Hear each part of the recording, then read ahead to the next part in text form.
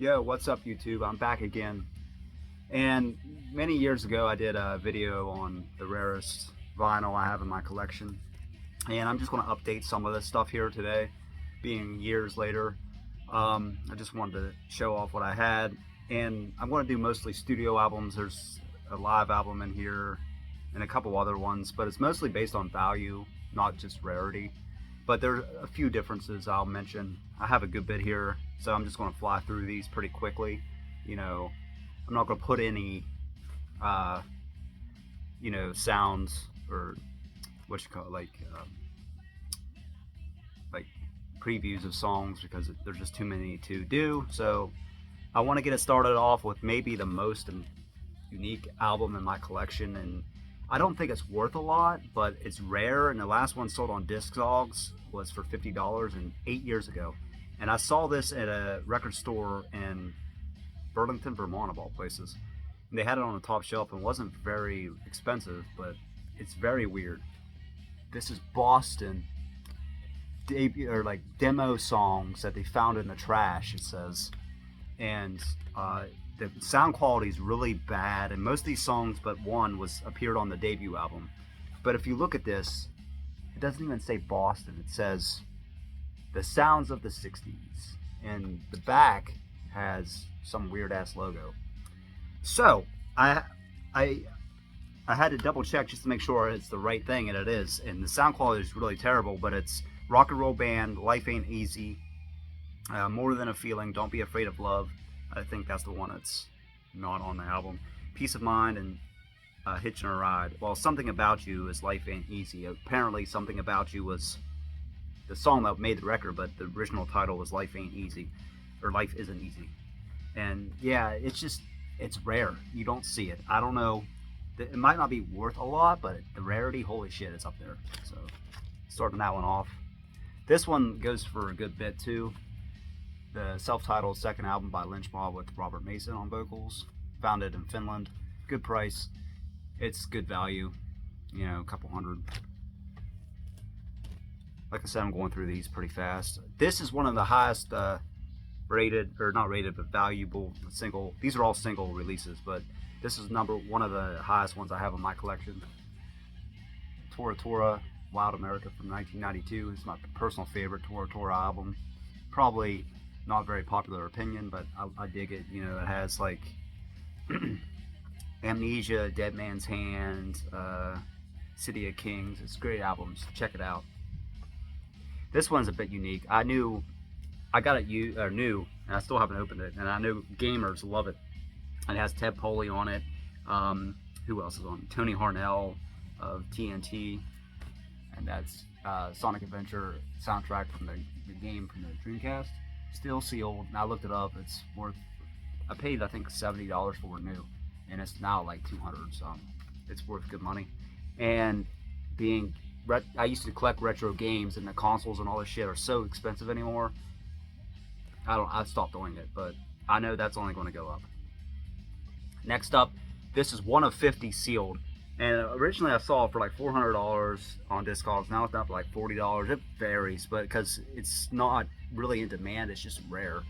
And that's Jackal, Night of the Living Dead.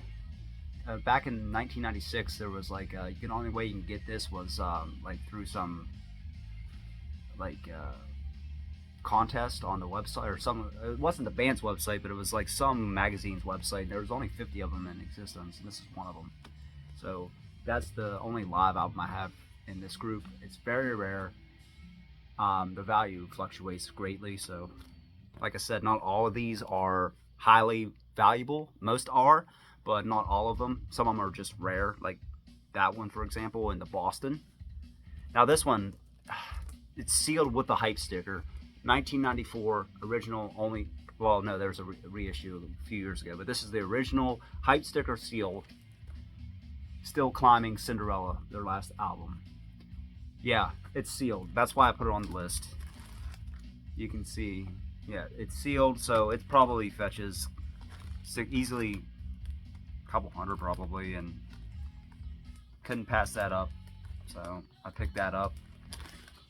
I don't mind. Still Climbing. It has, Hot and Bothered from Wayne's World. It has Hard to Find the Words, All Comes Down, Bad Attitude Shuffle. This one original is not worth tons, but this is a special case. This is the Japanese version original of The Last Command of Wasp. It's fully loaded. It has the booklet here. I'm not going to get it all out, but it has the vinyl, obviously, and the posters in there too. And it has the necklace, the Wasp necklace. So it's fully loaded. So fully loaded, it's worth good money. So I figured I'd put that in the list. This one might not be worth a lot. Well, it's about the same, probably $150, $200. Aqua, Asia. This is John Payne's first album with the band.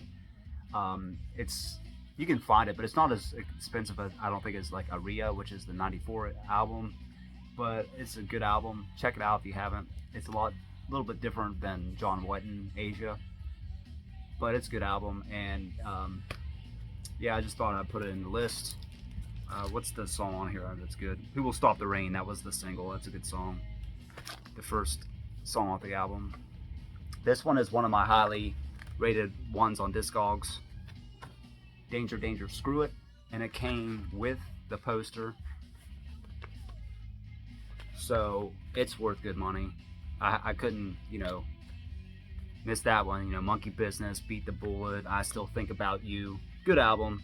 Not nearly as good as the first album, in my opinion. Next up is another one that's toward the top of my list. This is the American US release. I think it's a US release, and that's Van Halen Balance. This one of them, I can't remember. I have to look it up. The weird title is instrumental. I don't know if this one has it or not. I don't think it does. The American release doesn't have that instrumental on it, and so a lot of collectors don't think it's the #1 collector piece to get for this album. I think it's the EU pressing that has the weird title with the instrumental on it, but it's just an instrumental. This one still goes for a couple hundred plus easily. It's what's weird is, I get it, the Virgin Killer cover is worse, but I'm surprised that didn't garner any attention either, because it's pretty borderline of a cover. Here's maybe my #1 on Discogs value. If you do median and high value, just sort it under those. That is Power Metal, Pantera. Now, I'm not a big Pantera guy. I do love this album. It's very like Skid Row-ish. Skid Row meets Pantera. I think it's awesome. It's one of my favorite albums by them, probably behind Only Cowboys from Hell. And it comes with everything. You can see the merch sheet right there, the actual liner notes right in the back there behind it. So yeah, Proud to Be Loud was actually co-written at least, by Mark Ferrari of Keel. And interestingly, if you watch, I think it's Mighty Ducks 2, it could be the first one, I don't remember, but Proud to Be Loud was in it when they're in the mall scene, on their, in the mall with their rollerblades. And if you look at the credits, it says the Green Mummies or whatever, something like that, because Pantera wants nothing to do with this album. I can see maybe the first couple, they're really bad. I Am the Night's pretty decent, and Power Metal's great, but whatever. But this is worth good money. And next up here's one that goes for 200 plus. Firehouse Hold Your Fire original Dutch pressing, and even has the hype, Hold Your Fire, When I Look Into Your Eyes, Sleeping With You, Reach for the Sky.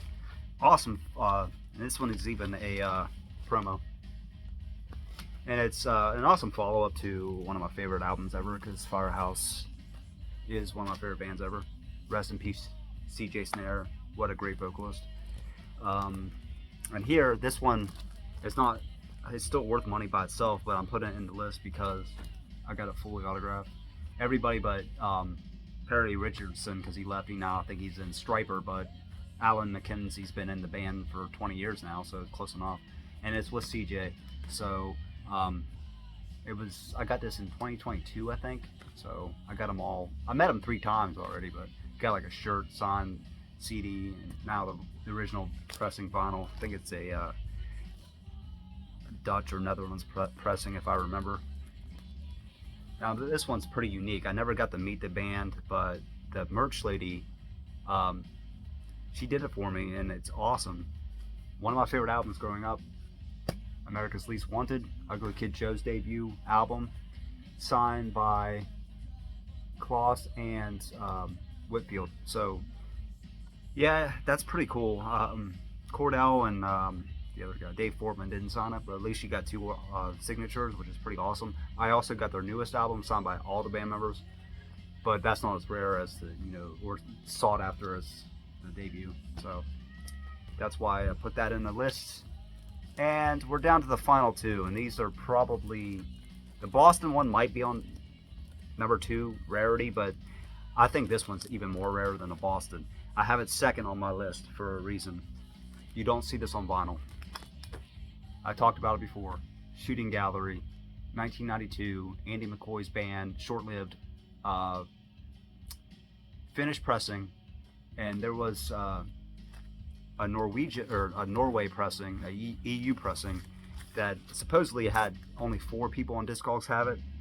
I don't know. They said there's like 100 have it on Discogs on this, but my buddy in Finland said he's never even seen it. He's lived, he's from there. He has a CD naturally, like I also have the CD, but maybe they were destroyed, the EU pressings, because they were made for a larger audience in Europe, but they might have been destroyed. So maybe that might be more rare, that pressing. But the reason why I have this as number 2 is this is an Amulet pressing, and that was a small Finnish label of a larger label in Finland, and they actually went out of business in 1994, and there was only 2 releases after this one. Backsliders, it's some Finnish rock band, I don't know them, but I looked it up. Their last 2 releases were CD only.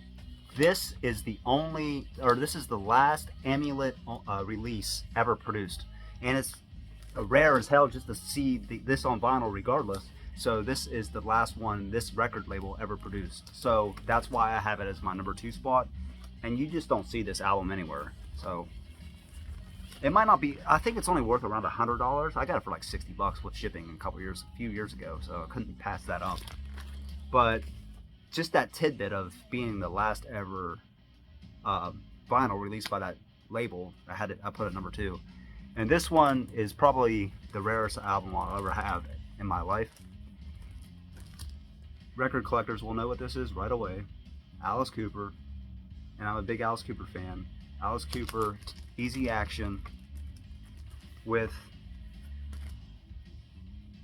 the blue Bizarre label.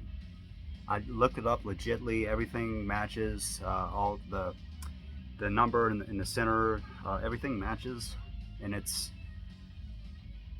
the blue Bizarre label. Can't pass it up. And there's less than supposedly 50, but I think right now there's only around 30 ever found, because most of them were destroyed because they realized that it was supposed to be on Straight Records, which you can find a Straight Records Easy Action anywhere.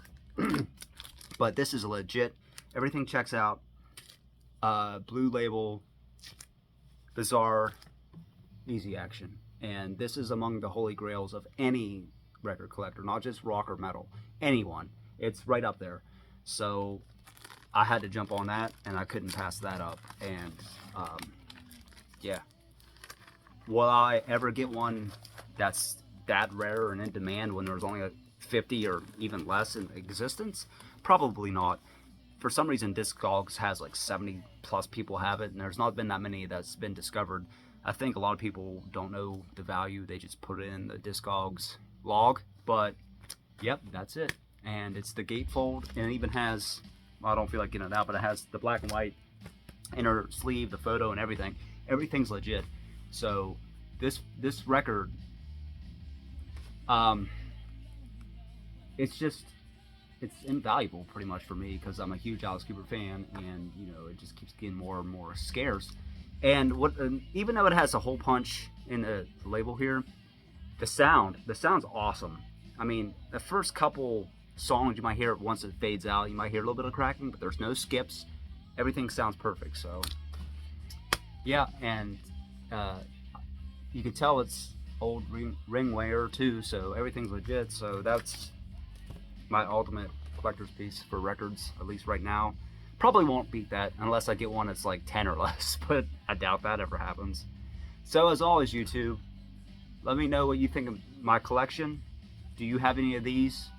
Do you want any of these or any of these on your want list?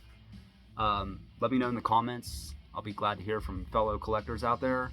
Please subscribe if you haven't already. As always, YouTube, rock on, and I'll see you soon. Peace.